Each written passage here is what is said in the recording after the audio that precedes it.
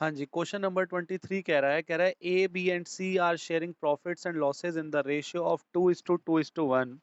They decided to share profits with effect from 1st April 2020 in the ratio of 5:3:2. ठीक है, पहले उनका ratio जो था वो 2:2:1 था और अब वो 5:3:2 चेंज कर रहे हैं अपना प्रॉफिट शेयरिंग रेशियो कब से? 1 अप्रैल 2020 से। उसके बाद कह रहे हैं they also decided not to change the values of assets and liabilities in the books of accounts. अच्छा, फिर कह रहे हैं the book values and revised values of the assets and liabilities as on the date change were as follows. फिर आपको कुछ assets liabilities दी हुई हैं और उसकी बुक वैल्यू और उसकी रिवाइज वैल्यू दोनों दी हुई हैं और नीचे लिख रहे हैं पास्ट एंड एडजस्टमेंट एंट्री। तो अगर आप लोगों को याद हो, लास्ट क्लास में हमने क्या करा था, हमने जो भी चेंज हुए थे एसेट और लायबिलिटी में वो हमने रिकॉर्ड कर लिए थे। आप बताओ, हमने जब एंट्री करी थी तो करा था ना, machinery account debit, building account debit या revaluation account debit to stock. मतलब जो चीजें कम हो रही थी उसको हम एसेट को कम कर रहे थे और जो एसेट बढ़ रही थी उसको डेबिट कर रहे थे। ऐसी लायबिलिटी जो बढ़ रही थी उसको क्रेडिट कर रहे थे और जो कोई लायबिलिटी कम हो रही थी तो उसको डेबिट करके रिवैल्यूएशन अकाउंट लिख रहे थे। ऐसा कर रहे थे ना। तो उसमें हम क्या कर रहे थे, हम नई वैल्यूज पे लेकर आ रहे थे।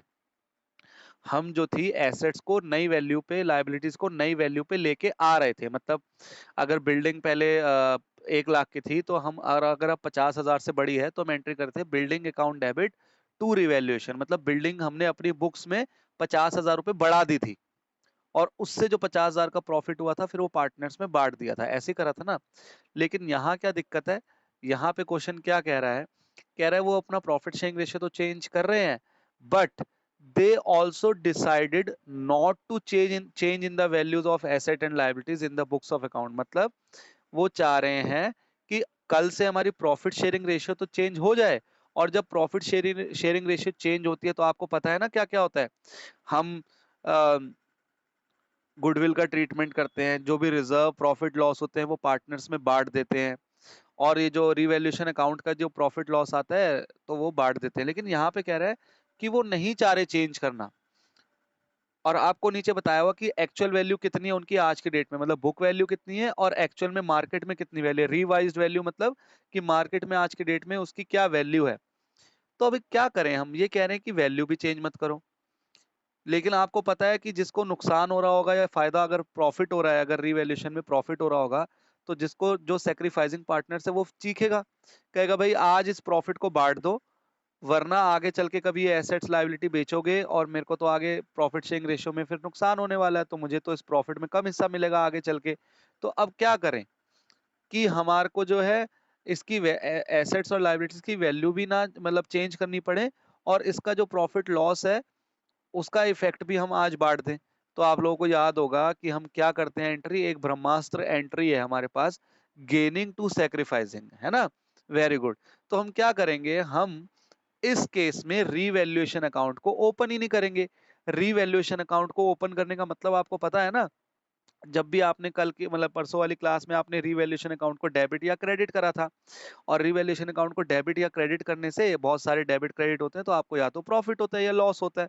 और क्यों होता है, क्योंकि आप एसेट्स और लायबिलिटीज की वैल्यू चेंज कर देते हो। लेकिन यहाँ पे आपसे साफ साफ कह रहा है कि वो उन्होंने डिसाइड करा है कि वो एसेट और लायबिलिटी की वैल्यू चेंज नहीं करेंगे। तो अगर एसेट और लायबिलिटी की वैल्यू चेंज नहीं करेंगे तो रिवैल्यूएशन अकाउंट का प्रॉफिट और लॉस तो होगा ही नहीं। लेकिन हमें निकालना पड़ेगा अमाउंट। हमें देखना तो पड़ेगा कि अगर हम रिवैल्यूएशन अकाउंट बनाते तो हमें क्या एसेट्स और लायबिलिटी चेंज करने पे हमें क्या प्रॉफिट या लॉस होता और वो जो प्रॉफिट या लॉस आएगा वो हम पार्टनर्स में कैसे बांट देंगे, गेनिंग टू सैक्रिफाइसिंग। यही हमने treatment of accumulated reserves profit and loss में सीखा था कि अगर क्वेश्चन में कुछ नहीं लिखा होता था तो हम प्रॉफिट रिजर्व लॉस वगैरह पार्टनर्स को बांट देते थे ओल्ड रेशियो में। और ऐसे ही हमने लास्ट क्लास में रिवैल्यूएशन के लिए भी सीखा था। हमने क्या सीखा था कि रिवैल्यूएशन, अगर क्वेश्चन में कुछ नहीं बोला और आपको बताया हुआ एडजस्टमेंट दे रखी है कि भाई उसकी वैल्यू इतने से इतनी हो गई, स्टॉक बढ़ गया, बिल्डिंग घट गई, ऐसे, तो क्वेश्चन में कुछ नहीं लिखा था तो हम एसेट्स और लायबिलिटीज की वैल्यू चेंज करते थे और उससे जो प्रॉफिट या लॉस आता था वो पार्टनर्स में उनकी ओल्ड रेशियो में बांट देते थे। और अब इस क्वेश्चन में क्या कह रहा है, वो कह रहा है कि आपको एसेट्स और लायबिलिटीज की वैल्यूज चेंज तो हुई हैं लेकिन आपको अपनी बुक्स में दिखानी नहीं है, आपने चेंज करना नहीं है। मतलब कि अगर मशीनरी बड़ी है तो आपने मशीनरी अकाउंट डेबिट नहीं करना, क्योंकि अगर आप मशीनरी अकाउंट डेबिट कर दोगे तो आपने तो मशीन की वैल्यू बढ़ा के दिखा दी अपने बिजनेस में। तो आपको कह रहा है कि आप एसेट और लायबिलिटी की वैल्यू चेंज मत करो, लेकिन उसका जो प्रॉफिट या लॉस है वो पार्टनर्स में किस रेशियो में बांट दोगे आप फिर? गेनिंग टू सैक्रिफाइसिंग में। क्यों? क्योंकि एक्चुअल में तो आपने एसेट या लायबिलिटी बढ़ाई घटाई नहीं ना, लेकिन उसका इफेक्ट आपको लेना पड़ेगा। इफेक्ट क्यों लेना पड़ेगा? क्योंकि आगे चल के प्रॉफिट शेयरिंग रेशियो चेंज हो रहा है, और फिर आगे चल के किसी को नुकसान ना हो, जो सैक्रिफाइसिंग है उसको नुकसान ना हो और जो गेनिंग है उसको फायदा ना हो। क्योंकि कल से प्रॉफिट शेयरिंग रेशियो चेंज हो रहा है, और हम कब की वैल्यूज ले रहे हैं एसेट्स और लायबिलिटीज चेंज होने की? आज की वैल्यूज ले रहे हैं हम, आज की वैल्यूज लेके उसको, उसका इफेक्ट खत्म कर रहे हैं। तो हम अब जरा देखें कैसे करेंगे।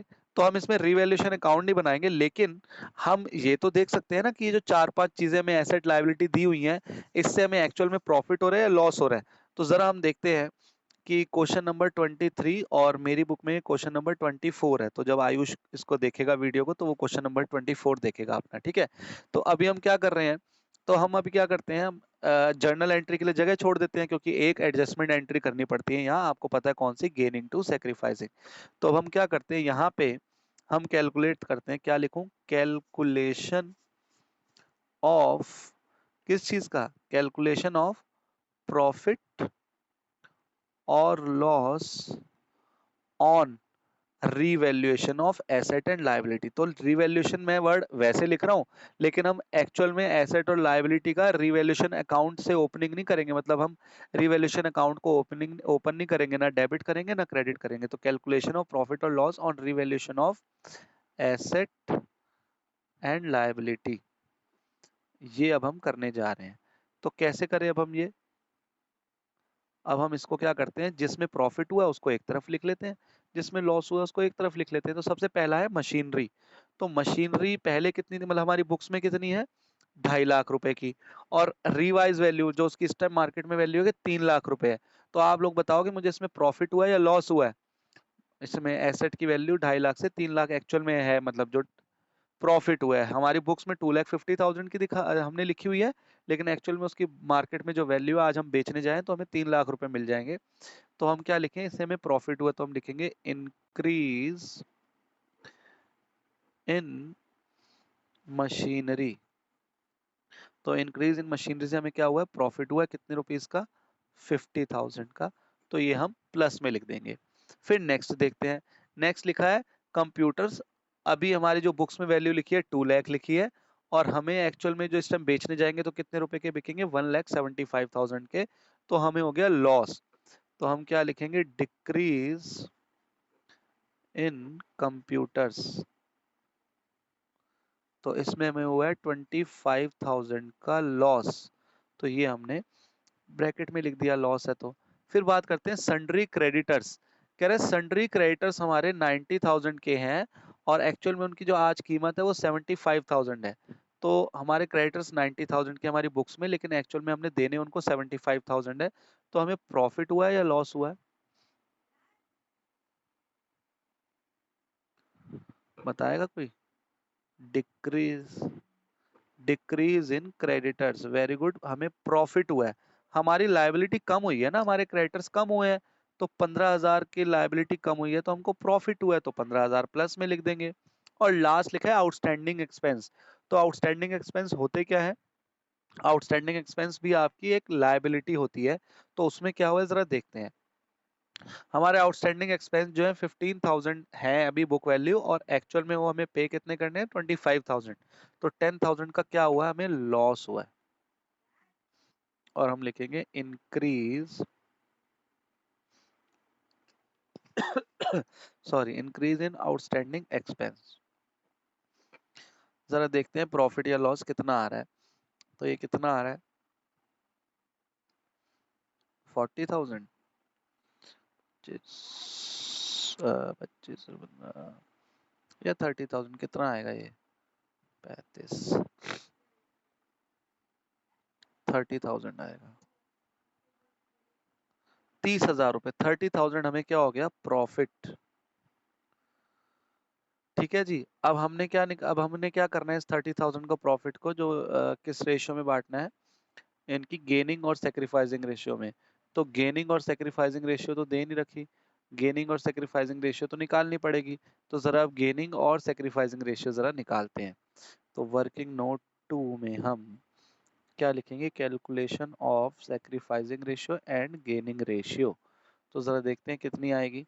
कौन कौन पार्टनर्स हैं, ए, बी और सी। और आपको पता है ना सेक्रीफाइसिंग रेशियो कैसे निकलता है, ओल्ड माइनस न्यू। तो ए की ओल्ड कितनी है 2/5, बी की ओल्ड कितनी है 2/5 और सी की ओल्ड कितनी है 1/5। और इनकी जो न्यू रेशियो वो कितनी है, इसकी है 5/10, इसकी है 3/10, इसकी है 2/10। अब इसको जरा सॉल्व करते हैं तो कितना आएगा, -1/10। इसको सॉल्व करते हैं तो कितना आएगा 1/10 और इसको सॉल्व करते हैं तो कितना आएगा 0। तो इसका मतलब क्या हुआ, ये गेन कर रहा है और ये सेक्रीफाइस कर रहा है। तो एंट्री क्या हो जाएगी, गेनिंग टू सेक्रीफाइसिंग। तो गेन कौन कर रहा है, ए, और बी कर रहा है सेक्रीफाइस। तो एंट्री क्या हो जाएगी, A's capital account debit to B's capital account. और अमाउंट 30,000 मत लिख देना, मैंने आपको जनरल रिजर्व और प्रॉफिट लॉस में बताया है कि ये अमाउंट मत लिख देना वहां 30,000।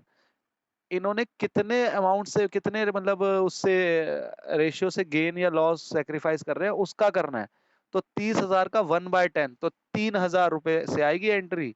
कहीं आप लोग 30,000 से कर दो, या जनरल रिजर्व भी हमने आपको बताया कि इस तरीके से उसको करना है, जितना इनका गेन या सेक्रीफाइस है उसको उससे मल्टीप्लाई या डिवाइड करके जो आएगा तब उस रेशियो में हमने उनको बांटना है। तो क्या ये क्वेश्चन क्लियर है, कोई डाउट है तो आप पूछ लो। अच्छा, एक मेरा क्वेश्चन है आप लोगों से, आप लोग उसका जरा देखो, जवाब दो। भी हर्षित और हिमांशु लाइन पर हैं, तो आप एक बात का जवाब दो। ये 30,000 का, ये 30,000 का क्या आ गया हमें, ये 30,000 का क्या आया है, प्रॉफिट आया है ना। ऐसा भी पॉसिबल है कि लॉस आ जाता, ऐसी पॉसिबिलिटी थी ना कि लॉस भी हो सकता था। हाँ, मैं आप लोगों से एक सवाल कर रहा था, मैंने पूछा था कि अगर ये 30,000 का प्रॉफिट है, इसकी जगह अगर लॉस आता तो क्या करते हम। तो हिमांशु बताएगा या कोई हर्षिता बताएंगी कि क्या करते अगर हम लॉस आता। वेरी गुड, इसको याद रखना, जब भी अगर ये प्रॉफिट है फिर तो ये एंट्री होगी गेनिंग टू सेक्रीफाइसिंग।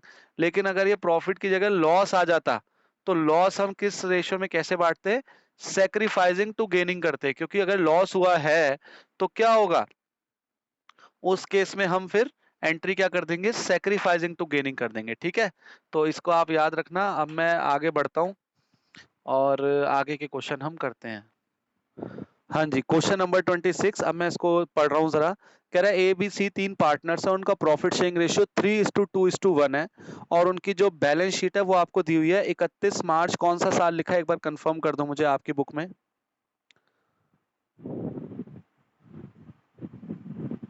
ठीक है, मेरे में भी वही ठीक है। तो कह रहा है the balance sheet as on 31 March 2015 was as follows. अब आपको एसेट साइड में कुछ चीजें दी हुई है, लायबिलिटी साइड में कुछ चीजें दी हुई है, और नीचे लिखा हुआ है कि 1 अप्रैल 2015 से ए बी और सी ने डिसाइड करा कि वो अपना प्रॉफिट शेयरिंग रेशियो, सॉरी, अब इक्वली जो है डिस्ट्रीब्यूट करा करेंगे। और अब आपको कुछ एडजस्टमेंट दी हुई है। एडजस्टमेंट में क्या लिखा है, कह रहा है गुडविल जो है ना फर्म की वो 1,50,000 रुपीज है। कह रहा है जो land will be revalued at 80,000 rupees and building be depreciated by 6%। कह रहा है लैंड जो है वो रिवैल्यू हुई है 80,000 पे और बिल्डिंग जो है वो डेप्रिशिएट करनी है 6%। और कह रहा है creditors of 6,000 were not likely to be claimed and hence should be written off. कह रहा है कि क्रेडिटर जो है 6,000 के, अब वो क्लेम नहीं मांग रहे तो वो राइट ऑफ हो गए हैं। तो अब आपसे कह रहा है prepare revaluation account, partners capital account और बैलेंस शीट। कह रहा है ये तीन चीजें आप बना दो। तो ये तीन चीजें आपको बनाने को बोल रहा है। तो अब हमने सारे स्टेप सीख लिए, बस एक ही स्टेप तो रह गया जो कि वो हम इसी क्वेश्चन में सीख लेंगे। तो अब जरा इसको समझना हमने कैसे करना है। अब आप एक बात जो मैं आपको बोल रहा हूँ उसको ध्यान से सुनना। अब ऐसे फुल फ्लैश क्वेश्चन चाहे इस चैप्टर में करें हम, चाहे एडमिशन के चैप्टर में करें, चाहे रिटायरमेंट और डेथ के चैप्टर में करें, आप सुन लो, आपने हमेशा ये ऐसे क्वेश्चन जो फुल फ्लैश क्वेश्चन आ जाएंगे जिसमें पांचों स्टेप आपको करने पड़ेंगे, चाहे ये वाला चैप्टर, इससे अगला या इससे अगले चैप्टर में, आपने हमेशा क्या करना है, पहले देखना है क्वेश्चन में क्या पूछा है। तो इसलिए अभी जो मैं बोल रहा हूँ उसको ध्यान से सुन लो, क्योंकि मैंने कई बार देखा है कई स्टूडेंट ध्यान से सुनते नहीं है, फिर मैं बोलता रहता हूँ, फिर मैं टेस्ट लेता हूँ या आगे उनको कभी क्वेश्चन उनके चेक करता हूँ होमवर्क वगैरह, तो वो अपने तरीके से कर रहे होते हैं। आप सुन लो जैसे मैं तरीका बता रहा हूँ, इससे क्वेश्चन जल्दी होगा आपका एग्जाम में। और हमको सिर्फ क्वेश्चन सही नहीं करना, वो बहुत सारे स्टूडेंट कर लेते हैं तो सब पास हो जाते हैं अकाउंट्स में, ठीक है, सब ले आते हैं नंबर, तो पासिंग मार्क्स तो। लेकिन हमारा मेन एम क्वेश्चन सॉल्व करना नहीं है पूरा, वो तो आपसे जो एवरेज बच्चा होगा ना आपसे कमजोर, वो भी कर लेगा पूरा। हमें टाइम से पेपर पूरा करना है ताकि हम रिवाइज कर सकें। मैं क्यों बोल रहा हूँ ये बात, मेरी एक 12th की स्टूडेंट जिसके भी 95 मार्क्स आया है, उसका पेपर 10 मिनट पहले खत्म हो गया था बोर्ड में, ठीक है। और बाकी स्टूडेंट से मैं पूछता था, सर टाइम ही नहीं मिला, रिवीजन का भी टाइम नहीं मिला, और उसका 10 मिनट पहले खत्म होकर उसने अच्छे से रिवाइज भी कर लिया था। क्यों? क्योंकि उसकी प्रैक्टिस बहुत अच्छी थी, और वो जैसे स्टेप वाइज मैंने उसको बताया था वो उस तरीके से ही क्वेश्चन करती थी, और उसका पेपर टाइम से खत्म हुआ। तो सिर्फ सही करना ही हमारा एम नहीं है, सही करते रहे, पता चले लास्ट में हमारा पेपर छूट गया, सर मैंने ना, हम 30 में से सर 20 क्वेश्चन कर आए, 20 सही करके आ गए, अरे 10 के छोड़ दिए। स्पीड इतनी बढ़ाओ ना कि आप 30 के 30 क्वेश्चन सही करके और साथ में रिवाइज भी करो। तो इसलिए आपको जो मैं स्टेप बता रहा हूँ वही फॉलो करने हैं तीनों चैप्टर्स में। अब आपने क्या करना है, क्वेश्चन पढ़ लिया आपने, फुल फ्लैश क्वेश्चन। अब इसमें आपने देखना है उसने नीचे मांगा क्या हुआ है। तो उसने नीचे 3 चीजें मांगी है, revaluation account, partners capital account और बैलेंस शीट। तो जो क्वेश्चन में पूछता है सबसे पहले हमें वो बनाना है, सबसे पहले हमें वो बनाना है। तो पहले आप देखो क्या पूछ रहा है वो, तो हम उसका फॉर्मेट बना लेंगे। अब पहले सबसे पहले रिवैल्यूएशन अकाउंट बनाने नहीं बैठ जाएंगे, फिर कैपिटल अकाउंट नहीं बनाने बैठ जाएंगे, फिर बैलेंस शीट नहीं बनाने बैठ जाएंगे, पहले हम इनके फॉर्मेट बना लेंगे। क्योंकि हमने क्वेश्चन वैसे करना है जैसे हमने सीखा हुआ है, जैसे हमें आदत पड़ी है, जिससे हम जल्दी कर लें। तो सबसे पहले हमने क्या करना है, हमने रिवैल्यूएशन अकाउंट का फॉर्मेट बनाना है। धीरे धीरे प्रैक्टिस करोगे तो आपको पता भी चल जाएगा कि कितना बड़ा अकाउंट बनेगा जब आप क्वेश्चंस की प्रैक्टिस कर लोगे। अब जैसे मुझे पता है इसमें रिवैल्यूएशन अकाउंट ज्यादा बड़ा नहीं बनेगा, क्योंकि कितनी है एडजस्टमेंट्स, 2-3 ही तो है। अगर आप भी ध्यान से देखो 2-3 एडजस्टमेंट तो है, कोई ज्यादा एडजस्टमेंट थोड़ी है। तो इसलिए मैं क्या करता हूँ, इसको छोटा सा ही बनाऊंगा, मतलब कि इतना इनफ है। क्योंकि क्या करूंगा, 3 एडजस्टमेंट्स हैं वो लिखूंगा, उसके अलावा पार्टनर्स को मैं उनके प्रॉफिट या लॉस बांटूंगा, तो इतना इनफ हो गया रिवैल्यूएशन अकाउंट। अब आते हैं पार्टनर्स कैपिटल अकाउंट पे। पार्टनर्स कैपिटल अकाउंट, अब इसमें क्या करूं मैं,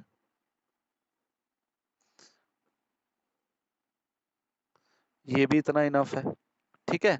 अब पार्टनर्स कैपिटल अकाउंट में मैं क्या करूं, मैं एक साइड कितने पार्टनर है, 3, तो ये हो गया पर्टिकुलर्स,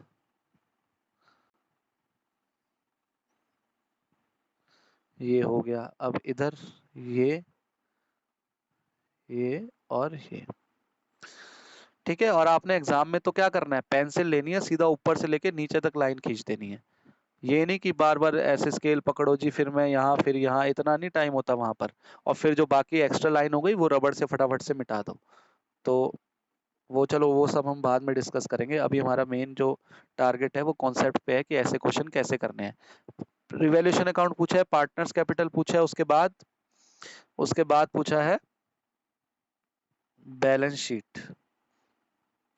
और बैलेंस शीट के हम नीचे लिखेंगे एज ऑन 31 मार्च 2015, और बैलेंस शीट भी हम फॉर्मेट बना देंगे।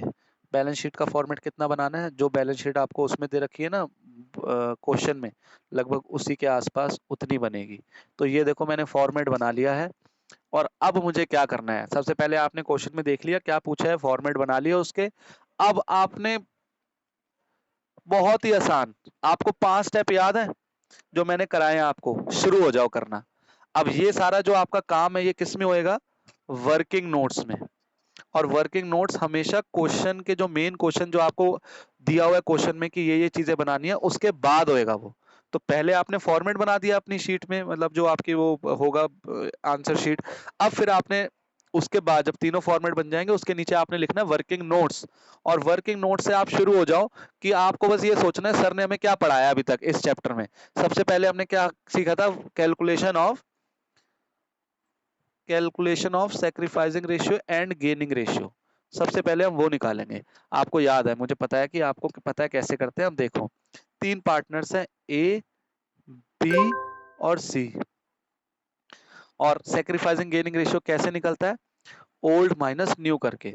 तो ओल्ड कितने हैं इनके, 3/6, 2/6, 1/6। और अब जो है न्यू कितना है वो है 1/3, 1/3, 1/3।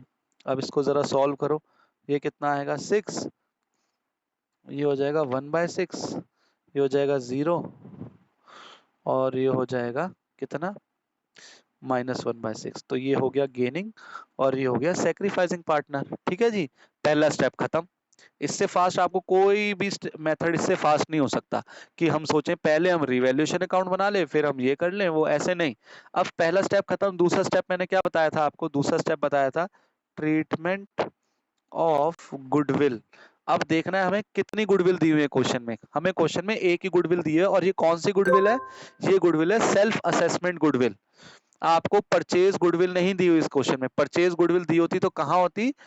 एसेट साइड में लिखी होती गुडविल, और उसका हम क्या करते? उसको हम राइट ऑफ करते। कैसे करते राइट ऑफ? पार्टनर्स की कैपिटल को डेबिट करते और गुडविल को क्रेडिट कर देते। लेकिन वो वाली गुडविल तो दे नहीं रखी, तो जो नीचे सेल्फ असेसमेंट वाली गुडविल है जो कि 1,50,000 है, उसका हम क्या करते हैं? याद है आपको? गेनिंग टू सेक्रीफाइसिंग में हम बांट देते हैं। तो जरा जर्नल एंट्री देखो, गेनिंग टू सेक्रीफाइसिंग क्या होगी? तो इसमें एंट्री होगी C's capital account debit to A's capital account. तो एंट्री क्या होगी? Gaining to sacrificing. अमाउंट कितना आएगा? गुडविल है कितनी? 1,50,000 है, और 1,50,000 नहीं लिखते यहाँ पर, हम उसको 1/6 से, जितने में वो गेन और सेक्रीफाइस कर रहे हैं उससे हम उसको डिवाइड करेंगे। तो कितना आ जाएगा ये आ जाएगा 25,000, 25,000 रुपए यहाँ और 25,000 यहाँ। ठीक है जी, ये हमने गुडविल निकाल दी। दूसरा स्टेप खत्म। ठीक है जी, अब क्या करें? तीसरा स्टेप। तीसरा स्टेप क्या होता है? Treatment of accumulated reserves, profit and loss. ये हमारा हो गया तीसरा स्टेप। और इसमें अब हम क्या करें? हमने क्या देखना है? हमने देखनी है बैलेंस शीट।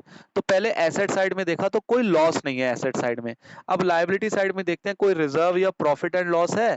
तो एक जनरल रिजर्व दिख रहा है, और क्वेश्चन में हमें एडजस्टमेंट में कहीं नहीं लिखा कि आपने जनरल रिजर्व को नहीं बांटना, या हम उसको उसकी बुक वैल्यू पे अभी रखना चाहते हैं, या they do not want to distribute, ऐसा कुछ नहीं लिखा। तो जब कुछ नहीं लिखा तो हमको जो पता है हमने वो करना है। क्या करना है? इसको डिस्ट्रीब्यूट कर देना है। तो डिस्ट्रीब्यूट करेंगे, क्या एंट्री होगी? General reserve account debit to A's capital, to B's capital और टू सीज कैपिटल। तभी मैंने कहा था सारे स्टेप जो है अच्छे से सीखना, जो मैंने आपको 1 2 3 4 कराए थे। क्यों? क्योंकि वही तो यूज हो रहे हैं। स्टेप नंबर 1 2 3 वही तो कर रहे हैं जो अभी तक हमने सीखा है। इसलिए मैं आपको कहता था होमवर्क करो साथ साथ। अब हम जितने भी क्वेश्चंस करेंगे सारे स्टेप उसमें ऐसे करने हैं। तो अब हमने क्या करा? General reserve to A B और सी को उसके बांट दिया कैपिटल में। और जनरल रिजर्व है कितना? 30,000। हाँ जी, मैंने क्या बताया अभी तक? हमने क्या करा? Treatment of accumulated reserve, profit and loss, जो स्टेप नंबर 3 था उसमें मैंने जो रिजर्व था वो ए बी सी को उनकी ओल्ड रेशियो में बांट दिया। हम 3 स्टेप कर चुके हैं। चौथा स्टेप क्या होता है? Revaluation account. तो वो देखो हमें यहाँ करने की जरूरत नहीं है वर्किंग नोट्स में। क्यों? क्योंकि वो हमें क्वेश्चन में पूछा है, वो हमें मेन क्वेश्चन में पूछा है।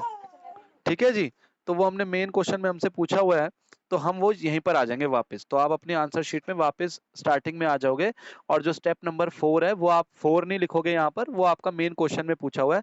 तो हम रीवैल्यूएशन अकाउंट बनाते हैं। तो रीवैल्यूएशन अकाउंट में जरा बताओगे क्या पूछा हुआ है? रीवैल्यूएशन अकाउंट में सबसे पहले देखते हैं क्या लिखा है। Land will be revalued at 80,000। तो थी कितनी लैंड की वैल्यू? 50,000। अब कितनी हो गई है? 80,000 हो गई है। तो प्रॉफिट हुआ या लॉस हुआ है? प्रॉफिट हुआ है। प्रॉफिट हुआ तो किस तरफ लिखूंगा? क्रेडिट साइड पे। तो एंट्री क्या हो जाएगी? बाय स्टॉक, नहीं सॉरी, बाय लैंड। कितने रुपए? 30,000। जर्नल एंट्री बनाते हैं इसकी। अगर क्वेश्चन में जर्नल एंट्री पूछी थी तो क्या होती है? Land account debit to revaluation account. फिर आगे बोला कह रहा है बिल्डिंग को डेप्रिशिएट कर दो 6% से। तो बिल्डिंग है 50,000, उसका 6% कितना हो जाएगा? बिल्डिंग का 6% 50,000 का 3,000। तो 3,000 का हमें लॉस हुआ है क्योंकि डेप्रिसिएशन है। तो इस तरफ लिखूंगा टू क्या है? बिल्डिंग। कितने रुपीज? 6,000। ठीक है, अब बात करते हैं नेक्स्ट। उसके बाद लिखा है creditors of ₹6,000 were not likely to be claimed and hence should be written off. क्या मतलब हो गया इसका? कह रहा है क्रेडिटर्स जो जो थे ना ₹6,000 के, वो अब क्लेम नहीं कर रहे। और क्लेम नहीं कर रहे तो मतलब हमारे को वो रिटर्न ऑफ हो गए। रिटर्न ऑफ मतलब वो खत्म हो गए। तो क्रेडिटर्स देखो हमारे है कितने के, 50,000 के, उसमें से 6,000 के खत्म हो गए। तो हमारी लाइबिलिटी कितने से खत्म हुई? 6,000 से। तो लाइबिलिटी कम हुई है तो हमें प्रॉफिट हुआ या लॉस हुआ है? लाइबिलिटी कम हुई है तो हमें प्रॉफिट हुआ है। इस तरफ लिखेंगे बाय, क्या हो गया ये, क्रेडिटर्स, बाय क्रेडिटर्स। तो ये कितना है, 6,000। और क्वेश्चन में कुछ भी नहीं है। अब हम इसको क्या करते हैं, प्रॉफिट या लॉस निकाल लेते हैं। तो हमारी क्रेडिट साइड बड़ी आ रही है, इसका मतलब हमें प्रॉफिट हुआ है। और कितने का हुआ है? 30,000 रुपीज का। और 30,000 हम क्या करें, पार्टनर्स में बांट दें। To profit transfer to A's capital, B's capital और सीज कैपिटल। किस रेशियो में बांट दें? ओल्ड रेशियो में। याद रखना आप, ठीक है, किस रेशियो में बांटेंगे? ओल्ड रेशियो में। तो ओल्ड रेशियो हमारी कितनी है? ओल्ड रेशियो हमारी है 3:2:1।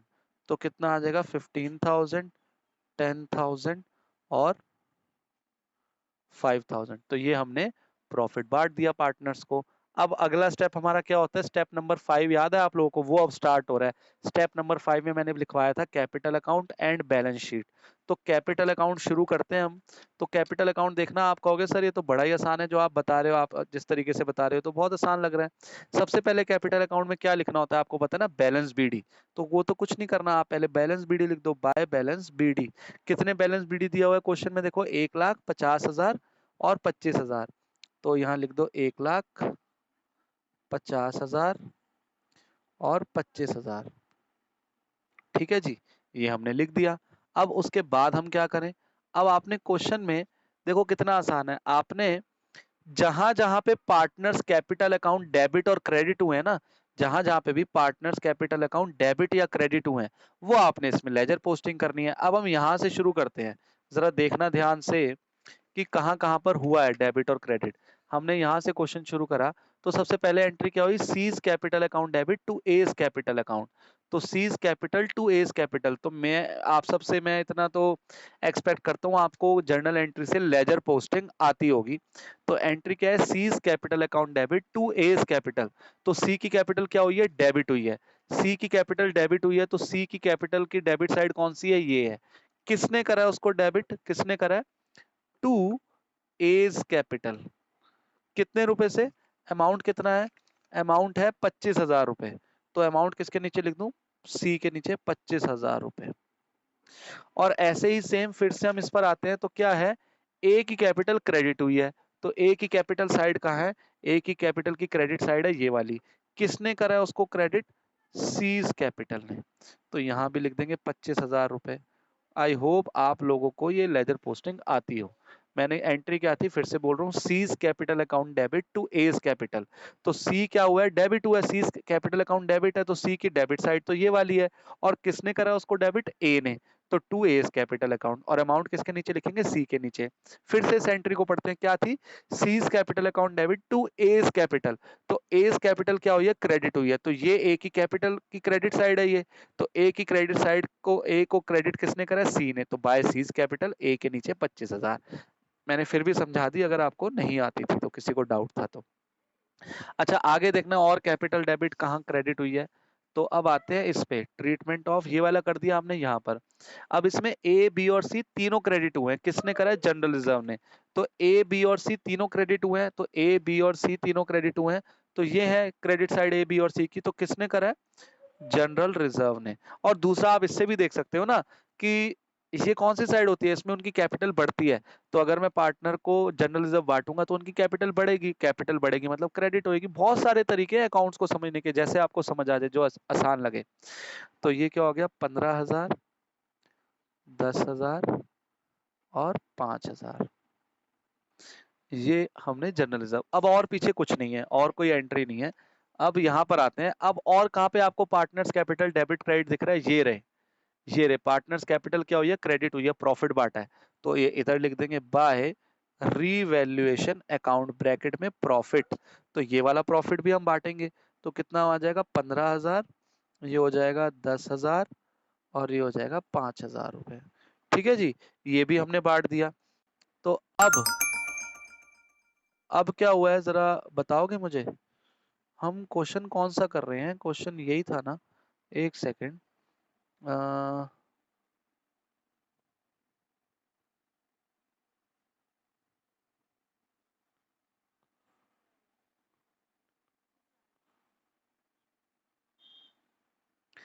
एक गड़बड़ हो गई, आप लोगों ने किसी ने बताया भी नहीं, जरा देखो ध्यान से। वो गड़बड़ मैं बताता हूँ। बिल्डिंग कितने परसेंट डेप्रिशिएट हुई थी? 6%। तो बिल्डिंग 6% डेप्रिशिएट हुई थी, तो 50,000 का 6% ना 3,000 आता है। तो ये 3,000 होना था। ठीक है, ये 3,000 रुपये होना था, मुझसे गड़बड़ हो गई। ठीक है, तो 36 माइनस 3 करूंगा तो कितना आएगा? 33,000 आएगा। ये 33,000 आएगा। अब 33,000 को मैं बांटूंगा तो ये पता है कितना कितना आएगा? 16,500। और ये आएगा 11,000 और ये 5,500। 3:2:1। 5,516 और 5 21 22 22 और 11 33। ठीक है, तो ये ऐसे आना था 16,500, 11,000 और 5,500। तो ये मैं कर दूं 16,500, या इसको मैं काट देता हूँ, ये फिर गलत लगेगा, आप लोगों को समझ नहीं आएगा। यहाँ लिख रहा हूँ बाय रीवैल्यूएशन अकाउंट प्रॉफिट कितना? 16,500, 11,000 और 5,500। ठीक है, इसको मैं काट रहा हूँ। ठीक है, और कोई गड़बड़ नहीं है। ठीक है, हाँ जी। हम हमने क्या करा, कैपिटल अकाउंट में जहां जहां पे भी कैपिटल डेबिट क्रेडिट हुई थी वो हमने कर दी। अब आपको इसके अलावा कहीं जगह दिख रही है तो बताओ। एक मुझे यहाँ दिखी, ये मैंने कर दी। फिर मुझे यहाँ पार्टनर्स कैपिटल डेबिट क्रेडिट दिखे, यहाँ कर दिए। और फिर मुझे यहाँ पे पार्टनर्स कैपिटल दिखे डेबिट क्रेडिट, जो भी थे वो मैंने कर दिए। अब इसके अलावा कहीं पे भी पार्टनर्स के कैपिटल डेबिट या क्रेडिट कहीं नहीं हुए। सबसे पहले क्या करा मैंने, पहले इनके ओपनिंग बैलेंस लिखे। उसके बाद फिर मैंने जहां जहां पे डेबिट क्रेडिट हुए थे पार्टनर्स कैपिटल वो लिख दी। अब हमने क्या करना है, अब इसके बैलेंस शीट ही निकालने हैं, और कुछ क्वेश्चन में कहा ही नहीं हुआ। तो बैलेंस शीट ही निकाल दो। तो बैलेंस शीट ही निकालते हैं जरा। ठीक है जी, ये कितना आएगा? 1,56,500। ये आएगा 60 और 71,000। और ये आएगा 25 और 5 30, 35,500। ठीक है, अब हम क्या करें, ये वाले बैलेंस यहाँ लिख देंगे। 1,56,500, 71,000 और 35,500। अब हमने क्या करना है, इनके बैलेंस सीडी निकालने हैं, मतलब कि ये जो आएंगे to balance CD. To balance CD कैसे आएंगे, इसमें से ये माइनस कर दो, यहाँ कुछ भी नहीं है। तो 1,56,500, ये 71,000 और ये 35,500 माइनस 25,000। तो ये आपका आएगा 10,500 रुपए। तो ये हमने बैलेंस शीट निकाल दी है। अब और आसान है आगे जो करना है, ये भी कोई आसान था, मुश्किल नहीं था। आपने, तभी तो मैंने आपको ये स्टेप लिखवा दिए पहले ही, ताकि आप ये स्टेप पहले कर दोगे तो आपको पता चल जाएगा जहां पे भी पार्टनर्स कैपिटल डेबिट क्रेडिट होनी है, और आप उसको यहाँ पे आसानी से फिल कर दोगे। और ये आपने बैलेंस शीट ही निकाल दी। अब बैलेंस शीट पर आते हैं। बैलेंस शीट में आपने क्या करना है, बैलेंस शीट में आपने पुरानी बैलेंस शीट देखनी है और उसको उतारते रहना है, जिस जिसमें चेंज आया है उसमें चेंज कर देंगे। तो सबसे पहले देखो क्या है, लैंड। लैंड कितना लिखा है? 50, लेकिन इसमें तो चेंज हुआ था, 30,000 से बढ़ गई थी, तो ये कितनी हो गई थी? 80,000। फिर बात करते हैं बिल्डिंग की। बिल्डिंग कितनी लिखी है? ये भी 50,000 लिखी है, और ये 3,000 रुपए से कम हो गई थी, तो ये अब हमारी बुक्स में 47,000 की हो गई है। प्लांट में कोई चेंज नहीं आया, तो वैसे का वैसे ही रखा है, कितने का? 1,00,000 रुपीज का। और फिर उसके बाद करते हैं स्टॉक की बात। क्या स्टॉक में कुछ चेंज हुआ है? स्टॉक पे भी कुछ चेंज नहीं हुआ, तो ये भी हम वैसे का वैसे लिख देंगे 40,000। उसके बाद हम बात करते हैं किसकी, उसके बाद है डेटर्स। डेटर्स में भी कोई चेंज नहीं हुआ है, तो डेटर्स भी सेम टू सेम लिख देते हैं, वो कितने हैं? 30,000। उसके बाद बात करते हैं बैंक की। तो कहीं बैंक में कभी कभी बैलेंस चेंज हो जाता है, तो हमें एक बार नजर मारनी है कि कहीं पे बैंक डेबिट या क्रेडिट तो नहीं हुआ। तो हमने देखा कहीं पे भी बैंक डेबिट या क्रेडिट नहीं हुआ, तो बैंक बैलेंस भी हमारा उतने का उतना ही रहा। ठीक है, तो ये आ गया। अब आते हैं लायबिलिटी साइड में। लायबिलिटी साइड में सबसे पहले है क्रेडिटर्स। तो क्या इनमें चेंज हुआ था? हाँ, ये 6,000 रुपए से कम हो गए थे, तो अब कितने के रह गए? 44,000 के रह गए। फिर बात करते हैं बिल्स पेबल की। बिल्स पेबल में कोई चेंज नहीं हुआ, तो ये 20,000 के 20,000 ही रहे। फिर आते हैं जनरल रिजर्व पे। जनरल रिजर्व लिखूं या नहीं लिखूं, कोई बताएगा आप में से? जनरल रिजर्व लिखूं या नहीं लिखूं? नहीं, क्यों? जनरल रिजर्व तो बांट दिए, ये रहे ना जनरल रिजर्व, डेबिट कर दिया था, खत्म कर दिया था। अब आते हैं कैपिटल अकाउंट पे। तो कैपिटल अकाउंट तीनों के ए बी और सी के कौन से लिखूंगा? ये जो मैंने अब निकाले हैं, पुराने वाले मत लिख देना। तो कितना आएगा? 1,56,500, 71,000 और 10,500। और इसका टोटल करते हैं, कितना आएगा? 0 0, फिर ये भी 0, और 1 और 6 7 और 1 8, और उसके बाद 7 और 5 12 और 1 13, एक 2,38,000 रुपीज कैपिटल का टोटल आया है। और उसके बाद कुछ भी नहीं है, तो हम टोटल करते हैं, दोनों साइड का देखते हैं क्या इक्वल आ रहा है। तो ये हो गया 8 और 4 12, 1 और 4 5 और 2 7 और 3 10, और 1, इधर का टोटल आ गया 3,02,000 रुपीज। अब जरा यहाँ देखते हैं, यहाँ का टोटल 0 0 0, 7 और 5 12, 1 और 8 9 और 4 13 और 4 17 और 3 20, 2 और 1 3, 3,02,000 हमारा दोनों साइड का टोटल आ गया। जब दोनों साइड का टोटल एक आ जाए इक्वल, तो आपको पता ही है 11th क्लास में खुशी मनानी चाहिए, खुशी की लहर आपके मन में दौड़नी चाहिए कि हाँ, हमारा क्वेश्चन शायद सही होगा। क्योंकि बैलेंस शीट कई बार मैच भी कर जाती है, लेकिन आपने कोई दूसरी टेक्निकल मतलब वो कर दी होती है कोई दिक्कत। लेकिन ठीक है, मुझे अब हमने तो ठीक करा है, इसमें कोई गड़बड़ नहीं है। तो एक गड़बड़ हो गई थी, लेकिन वो जल्दी से पकड़ में आ गई, तो ज़्यादा गड़बड़ हुई नहीं। तो इस तरीके से आपका ये क्वेश्चन होना था। मैं फिर से एक बार रिपीट कर रहा हूँ, आपने जब भी क्वेश्चन पढ़ोगे, आपने देखना है कि क्या मांगा हुआ है। तो जो क्वेश्चन में मांगा हुआ है, आपने उनके पहले फॉर्मेट बना देने हैं।